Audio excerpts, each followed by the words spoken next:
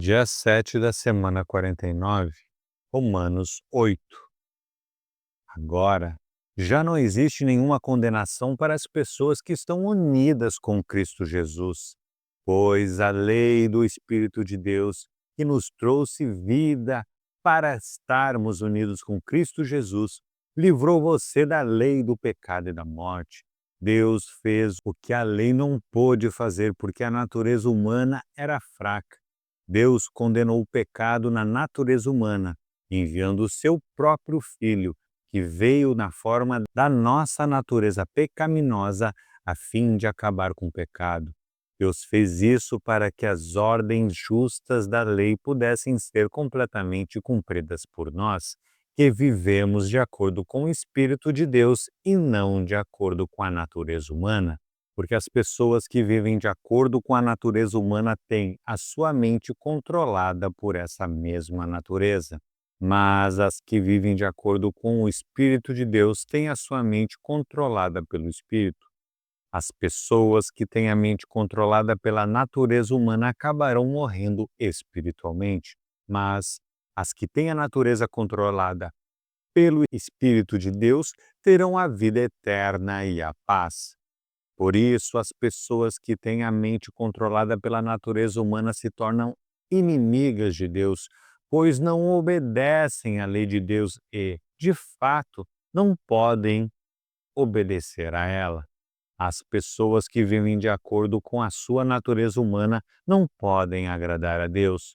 Vocês, porém, não vivem como manda a natureza humana, mas como o Espírito de Deus quer, se é que o Espírito de Deus vive realmente em vocês. Quem não tem o Espírito de Deus não pertence a Ele, mas se Cristo vive em vocês, então, embora o corpo de vocês vá morrer por causa do pecado, o Espírito de Deus é vida para vocês, porque vocês foram aceitos por Deus. Se em vocês vive o Espírito daquele que ressuscitou Jesus, então aquele que ressuscitou Jesus Cristo dará também vida ao corpo mortal de vocês, por meio do seu Espírito que vive em vocês.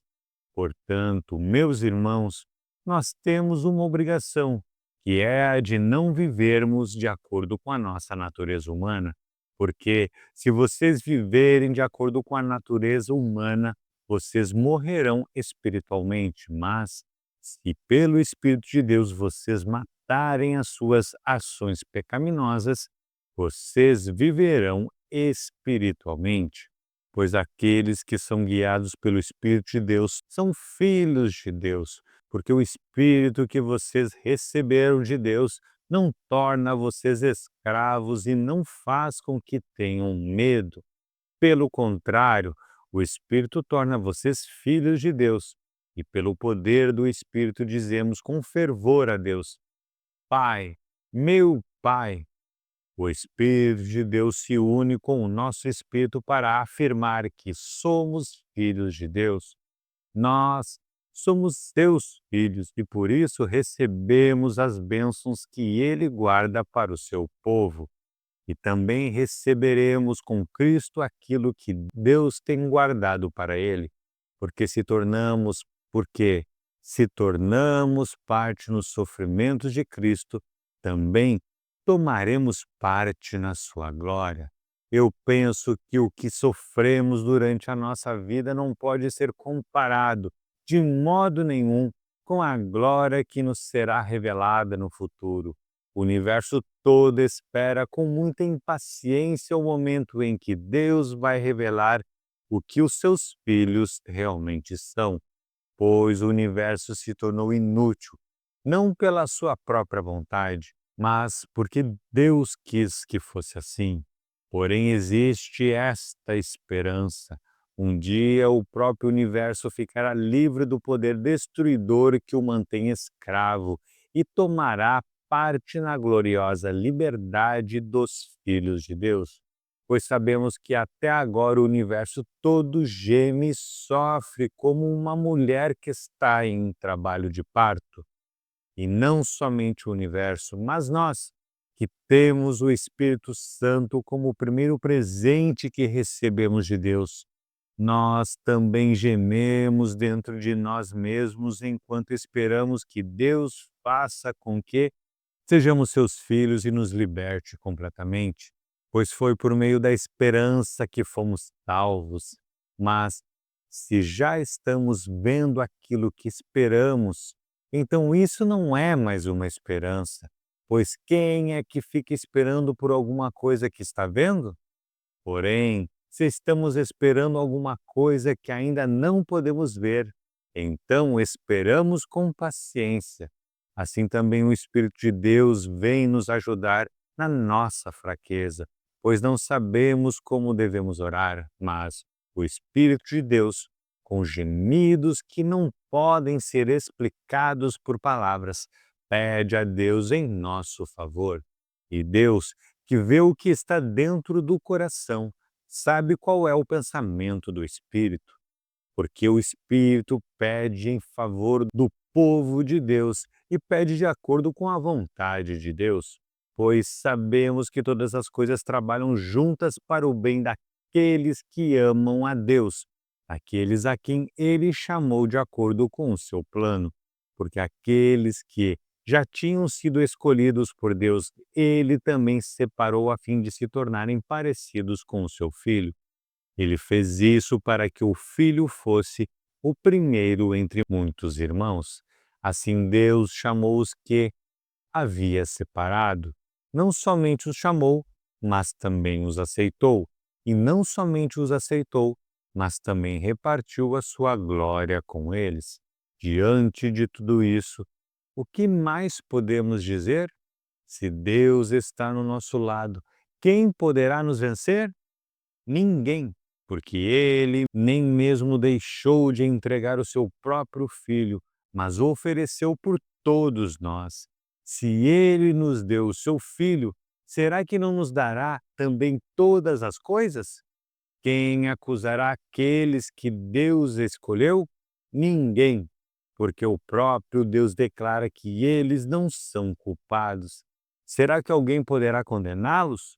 Ninguém, pois foi Cristo Jesus quem morreu, ou melhor, quem foi ressuscitado e está à direita de Deus, e ele pede a Deus em favor de nós. Então, quem pode nos separar do amor de Cristo? Serão os sofrimentos, as dificuldades, a perseguição, a fome, a pobreza, o perigo ou a morte? Como dizem as Escrituras Sagradas, por causa de ti estamos em perigo de morte o dia inteiro. Somos tratados como ovelhas que vão para o matadouro. Em todas essas situações, temos a vitória completa por meio daquele que nos amou. Pois eu tenho a certeza de que nada pode nos separar do amor de Deus, nem a morte, nem a vida, nem os anjos, nem as outras autoridades ou poderes celestiais, nem o presente, nem o futuro, nem o mundo lá de cima, nem o mundo lá de baixo. Em todo o universo não há nada que possa nos separar do amor de Deus, que é nosso por meio de Cristo Jesus, o nosso Senhor. Romanos 9. O que eu digo é verdade. Sou de Cristo e não minto, pois a minha consciência, que é controlada pelo Espírito Santo, também me afirma que não estou mentindo. Sinto uma grande tristeza e uma dor sem fim no coração por causa do meu povo, que é a minha raça e meu sangue. Para o bem desse povo, eu mesmo poderia desejar receber a maldição de Deus e ficar separado de Cristo. Eles são o povo escolhido por Deus. Ele os tornou seus filhos e repartiu a sua glória com eles. Deus fez suas alianças com eles e lhes deu a lei, a verdadeira maneira de adorar e as promessas. Eles são descendentes dos patriarcas e, como ser humano, Cristo pertence à raça deles. Que Cristo, que é o Deus que governa todos, seja louvado para sempre. Amém.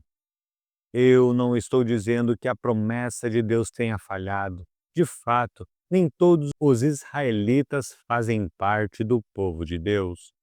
Nem todos os descendentes de Abraão são filhos de Deus, pois Deus disse a Abraão: por meio de Isaque é que você terá os descendentes que eu prometi. Que os que são considerados como os verdadeiros descendentes de Abraão são aqueles que nasceram como resultado da promessa de Deus, e não os que nasceram de modo natural. Pois, quando fez a promessa, Deus disse a Abraão o seguinte: no tempo certo eu voltarei, e Sara, sua mulher, terá um filho. E mais ainda, os dois filhos de Rebeca tinham o mesmo pai, o nosso antepassado Isaque. Mas, para que a escolha de um deles fosse completamente de acordo com o plano de Deus, o próprio Deus disse a Rebeca: o mais velho será dominado pelo mais moço. Disse isso antes de eles nascerem e antes de fazerem qualquer coisa, boa ou má. Assim ficou confirmado que é de acordo com o seu plano que Deus escolhe aqueles que Ele quer chamar, sem levar em conta o que eles tenham feito. Como dizem as Escrituras Sagradas, eu escolhi Jacó, mas rejeitei Esaú. O que vamos dizer, então? Que Deus é injusto? De modo nenhum, pois ele disse a Moisés: terei misericórdia de quem eu quiser, terei pena de quem eu desejar. Portanto, tudo isso depende não do que as pessoas querem ou fazem, mas somente da misericórdia de Deus. Porque, como está escrito nas Escrituras Sagradas, Deus disse a Faraó: foi para isto mesmo que eu pus você como rei, para mostrar o meu poder e fazer com que o meu nome seja conhecido no mundo inteiro.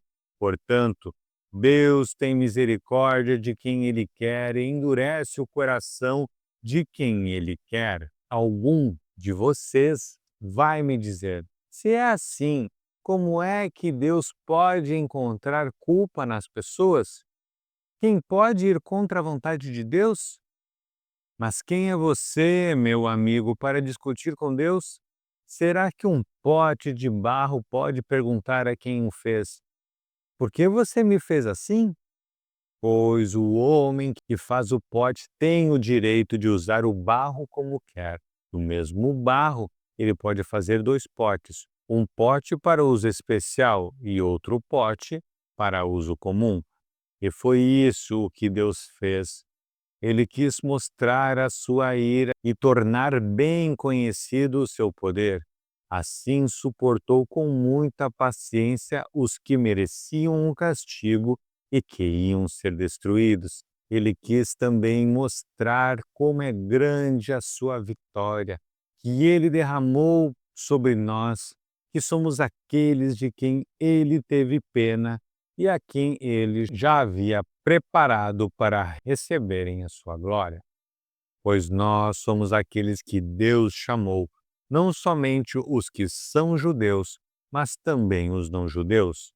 Isso é o que diz o livro de Oséias. Aqueles que não eram meu povo eu chamarei de meu povo. A nação que eu não amava chamarei de minha amada. E no mesmo lugar onde foi dito: vocês não são o meu povo, ali eles serão chamados de os filhos do Deus vivo. E Isaías disse a respeito de Israel: mesmo que o povo de Israel seja tão numeroso como os grãos de areia da praia do mar, somente alguns deles serão salvos, pois o Senhor julgará logo e de uma vez o mundo inteiro. Como o próprio Isaías tinha dito antes, se o Senhor Todo-Poderoso não nos tivesse deixado alguns descendentes, seríamos agora como a cidade de Sodoma, estaríamos destruídos como Gomorra. O que vamos dizer então? Vamos dizer isto: os não-judeus, que não procuravam ser aceitos por Deus, foram aceitos por meio da fé.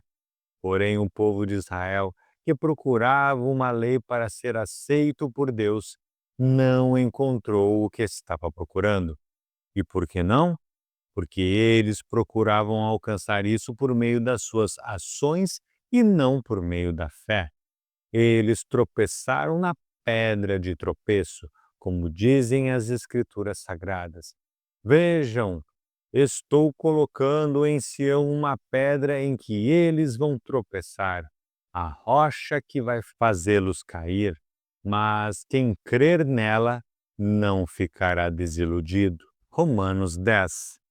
Meus irmãos, desejo de todo o coração que o meu próprio povo seja salvo e peço a Deus em favor deles, porque eu sou testemunha de que eles são muito dedicados a Deus, mas a dedicação deles não está baseada no verdadeiro conhecimento, pois eles não conhecem a maneira como Deus aceita as pessoas e assim têm procurado conseguir isso da sua própria maneira.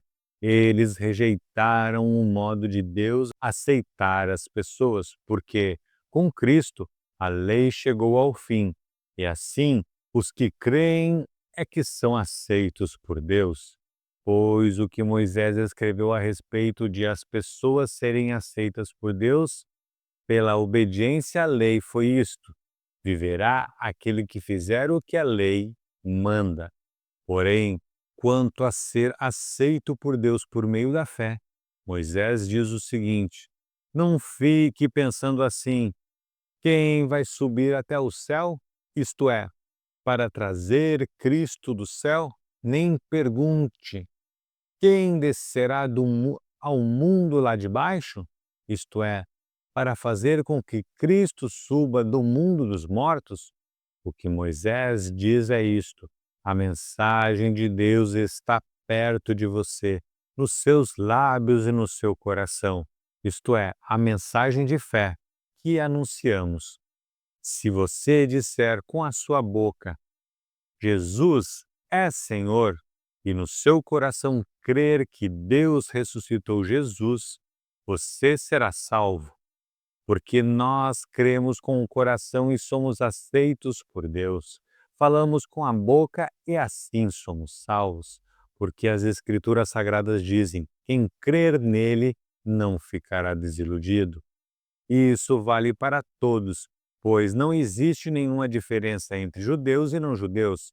Deus é o mesmo Senhor de todos e abençoa generosamente todos os que pedem a sua ajuda. Como dizem as Escrituras Sagradas, todos os que pedirem a ajuda do Senhor serão salvos. Mas como é que as pessoas irão pedir se não crerem nele? E como poderão crer se não ouvirem a mensagem? E como poderão ouvir se a mensagem não for anunciada? E como é que a mensagem será anunciada se não forem enviados mensageiros? As Escrituras Sagradas dizem: como é bonito ver os mensageiros trazendo boas notícias, mas nem todos aceitam a boa notícia do Evangelho. Foi Isaías quem disse: Senhor, quem creu na nossa mensagem? Portanto, a fé vem por ouvir a mensagem, e a mensagem vem por meio da pregação a respeito de Cristo. Mas eu pergunto, será que eles não ouviram a mensagem? É claro que ouviram. Como dizem as Escrituras, a voz deles se espalhou pelo mundo inteiro. As suas palavras alcançaram a terra toda. Eu pergunto ainda, será que o povo de Israel não soube disso? Moisés foi o primeiro a dar uma resposta. Ele disse: eu farei com que vocês fiquem com ciúmes de um povo que não é uma nação. Farei com que fiquem com raiva de uma nação de gente sem juízo. E Isaías foi mais corajoso ao anunciar o que Deus diz. Eu fui achado por aqueles que não me procuravam e apareci aos que não perguntavam por mim. Mas, a respeito de Israel, Deus disse: o dia inteiro eu abri os braços, pronto para receber um povo desobediente e rebelde.